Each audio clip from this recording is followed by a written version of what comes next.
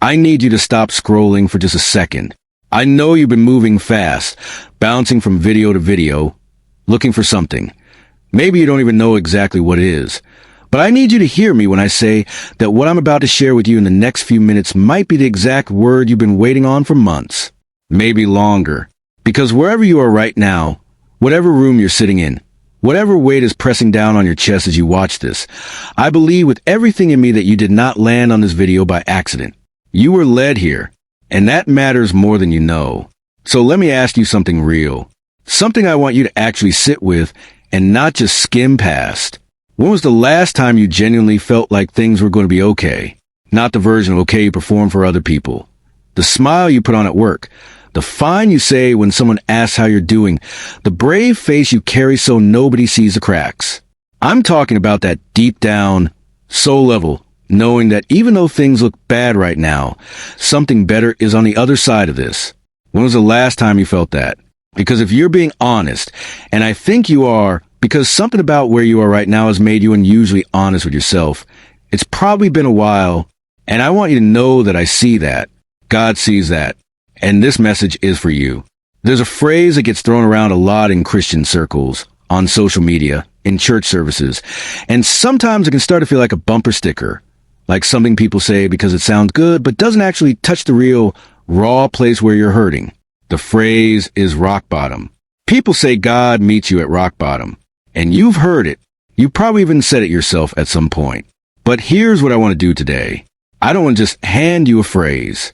I want to open that phrase up and show you what's actually inside of it.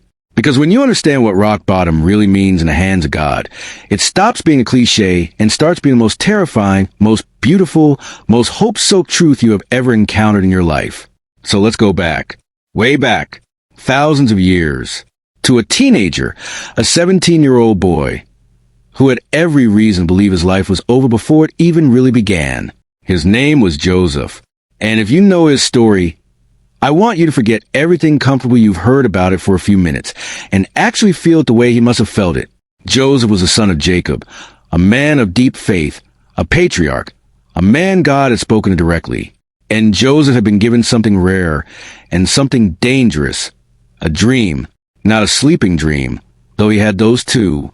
A vision, a sense, planted deep in his spirit, that his life meant something. That God had something specific and significant in store for him.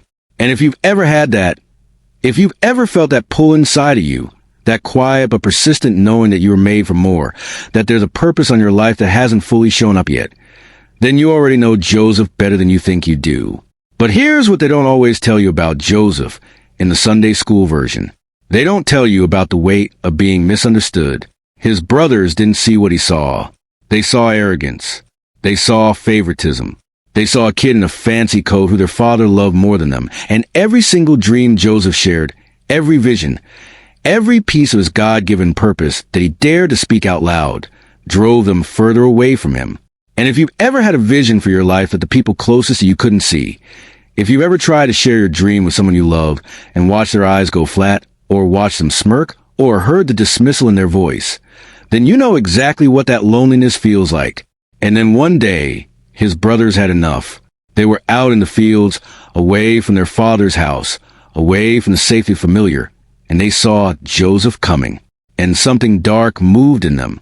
They stripped him of that coat, and they threw him into a pit. I want you to pause on that word, pit. Because it's not an accident that the Bible uses that specific word. A pit is not just a hole in the ground. A pit is a place designed to contain you. It has walls. You can't see over them. And from inside a pit, looking up, the sky looks impossibly small. The world that was within your reach a few moments ago is now completely out of reach. And everyone who put you there is standing up above you, looking down and moving on with their lives, going to eat their bread. The Bible says they threw Joseph into a pit and sat down to eat. Life went on for everyone but him. And here's the moment I need you to feel. Not just read. Feel. Joseph is in that pit, alone, probably calling out, wondering if anyone is coming, wondering what he did to deserve this, wondering where God is in this, wondering if the dreams, those beautiful, specific, God-given dreams he'd carried for years, wondering if they were just lies his own mind made up. Because that's what the pit does. It doesn't just trap your body. It attacks your belief. It goes after the very things God placed inside you, and it whispers, "See? See how foolish you were? See how wrong you were to believe? See how alone you actually are?" And maybe that's where you are right now. Maybe your pit doesn't look like a physical hole in the ground. Maybe your pit looks like a season of unemployment that has dragged on so long you've started to believe you'll never work again. Maybe your pit is a marriage that has gone cold and quiet in a way that terrifies you, and every morning you wake up and wonder if this is just how it is now, forever. Maybe your pit is a diagnosis, a piece of paper, a phone call, a conversation with a doctor that rewrote your entire future in 5 minutes. Maybe your pit is a crushing weight of debt, the anxiety that won't lift, the friendship that ended and left a wound that still hasn't closed, the dream you put everything into that collapsed and left you standing in the rubble wondering what was even real.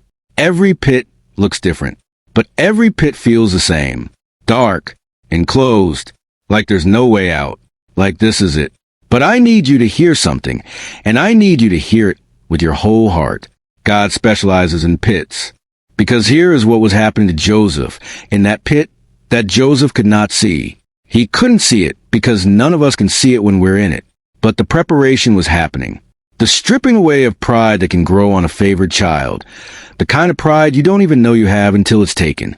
The dependence on a father protection that would have followed Joseph into every room and every relationship if it hadn't been severed in that violent and awful moment. The faith that had been received as an inheritance from Jacob was, in that pit, being forged into something that was entirely and personally Joseph's own. You cannot inherit the kind of faith that survives slavery and false accusation and forgotten promises. That faith has to be built in you, and the pit is where the building happens. Now I have to take you somewhere else, because the story of Joseph is powerful, but I don't want you to think for a single second that his story is the only one. I want to show you a pattern.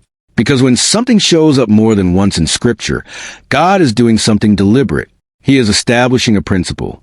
He is drawing a line through history with his own hand and saying, "This is how I work." Pay attention. Daniel, a man whose name is echoed through thousands of years of human history.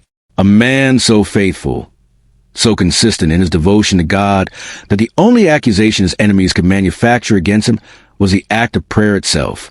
They couldn't find corruption. They couldn't find compromise. So they made his integrity illegal. They passed a law that made the very thing Daniel was known for, getting on his knees and speaking to God, punishable by death. And then they threw him into a pit. Not the same kind of pit as Joseph. Daniel's pit had teeth. Daniel's pit was a den of lions. And if you've ever been in a place where the threat against you wasn't subtle, where the danger was real and present and breathing, where it wasn't just your circumstances that felt like they could destroy you, but an actual, specific, organized opposition, then Daniel's pit is your pit. And God closed the mouths of the lions. Not before Daniel went in. After, Daniel went in first. He spent the night in there, surrounded by predators, in the dark, not knowing how this would end. And God preserved him. And in the morning, when the king came to the mouth of the den with grief and hope warring in his chest, and he called down into that darkness, Daniel answered. Daniel was alive, not despite the pit, through it, out of it, and what followed was a promotion and a testimony that reverberated across an entire empire. Do you see the pattern? Do you see what God is doing? He is not sending his people into pits because he has lost track of them. He is not absent when the walls close in. He is not confused about your situation or scrambling to find a solution. He is the God who knew Joseph would be in that pit before Jacob ever put that coat on his son's shoulders. He is the God who knew Daniel would be in that den before Daniel was ever born. And he knows exactly what you are in right now. And he has not forgotten a single promise he made to you. Here is the truth that I need to land in your spirit today. And I need it to land not in your head, but in that deep, quiet place where your real beliefs live. The pit is not your punishment. Read that again. The pit is not your punishment. I know it feels like it is. I know the enemy has spent every moment of your time in that pit convincing you that you are there because you did something wrong, because God is disappointed in you, because this is what you deserve, because the promises were for someone else and not for you. And I know how loud those voices get when the pit is dark and the walls are close and no help is visible. But what if the pit is your preparation? What if everything that feels like it is destroying you is actually being used to build you? What if the things being stripped away right now are the things that would have held you back from what God is trying to bring you into? What if the silence, the painful, terrifying silence, is not God's absence but God's attention? What if he is so close to you right now, closer than he has ever been, doing work in you that cannot be done any other way, in any other place, in any other season? Joseph went from the pit to the palace. Not directly. There were more hard chapters in between, and I don't want to rush past that because I think it matters. There was Potiphar's house, and there was a false accusation, and there was prison. And in the prison there was forgotten promise from a man who said he would remember Joseph and didn't. Layer after layer after layer of what looked like God not coming through.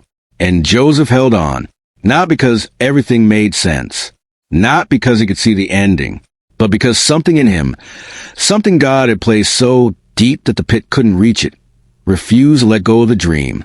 And then one day, Pharaoh had a dream, and nobody could interpret it. And a man who had been forgotten in a prison cell suddenly remembered something, and a door that had been locked for years swung open in a single morning. And Joseph, the boy thrown away by his own brothers, stood before the most powerful man in the known world and was given authority over an entire nation. At 30 years old, 13 years after the pit, 13 years. I want to be honest with you about something, because I think sometimes in these kinds of videos, in this kind of message, we get to the promotion part and it sounds easy. It sounds like, well, just hold on, and then suddenly everything flips. And I don't want to do that to you. Because some of you have been holding on for a long time. Some of you are tired in a way that sleep doesn't fix. Some of you are not in the early days of your pit. You are deep in the middle of it. And the middle is the hardest part because you've lost the momentum of the beginning and you can't yet see the end. And to you specifically, I want to say this. Your endurance is not invisible. Every single day that you choose faith when fear would be easier, every single morning that you get up when giving up will be simpler, every single prayer you pray when you're not sure anyone is listening, God sees it. He collects it. And it is building something in you that is going to outlast every hard thing you're going through right now. The pit is temporary. I know that it's hard to believe when you are inside it. I know that time moves differently in the pit, slower, heavier, more suffocating. But God is not confined to your sense of time. He is working in ways you cannot see, moving pieces you don't know exist, preparing a table in the presence of enemies you haven't met yet. He is already in your future, standing in the day of your breakthrough, watching unfold, and calling back to you across time. Keep going. Don't stop. It's closer than you think. Joseph's brothers, the ones who threw in the pit, eventually bowed before him. Not because Joseph needed vindication, though God gave him that too, but because the very people and circumstances that tried to destroy Joseph were ultimately used by God to position him exactly where he needed to be. What was meant as a grave became a gateway. And that is the God we serve. He takes the thing that your enemy meant to end you, and he uses it to elevate you. He takes the weapon formed against you, and he makes it a testimony. So here's where I want to leave you. Not with a formula, not with 5 steps to get out of your pit, but with a word, a living, breathing, God-breathed word that I believe he is speaking directly to you right now, in this moment, in whatever room you're sitting in, with whatever weight is on your shoulders. He says, I have not forgotten you. I have not misplaced your name. The promises I made to you in the quiet moments, in the early mornings, in the scripture that jumped off the page at just the right time, those promises are still standing. The pit did not cancel them. The enemy does not have the authority to cancel what I have decreed over your life. You are not in a grave. You are in a garden, and I am planting something in you that will feed more people than you can count. What looks like an ending is a preparation. What feels like abandonment is intimacy. What the enemy called your destruction, I have already called your platform. Don't you dare give up. Not now. Not when you are this close. Not when the very pressure you are under is the pressure that is forming something priceless. Don't let the darkness of the pit convince you that the promises of God have an expiration date. They don't. He doesn't. And neither do you. If you are in a pit today, I want you to do something. Not because it's a magic trick. Not because typing letters on a screen changes your circumstances. But because something happens when a believer opens their mouth or their hands and declares what they believe in the middle of what they're going through. There is power in declaration. There is something that shifts in the spirit realm when you choose to confess faith out loud, even when every feeling inside you is pushing toward fear. Type rise in the comments if you believe God is lifting you out, not because you feel it yet, not because the walls of your pit have come down yet, but because you choose to believe, even now, even here, even in this, that the God who pulled Joseph out of a pit and promoted him to a palace, the God who closed the mouths of lions for Daniel and turned a death sentence into a testimony, that same God is at work in your story right now. The pit is not your grave. It never was. It is your preparation. And your promotion is already in motion.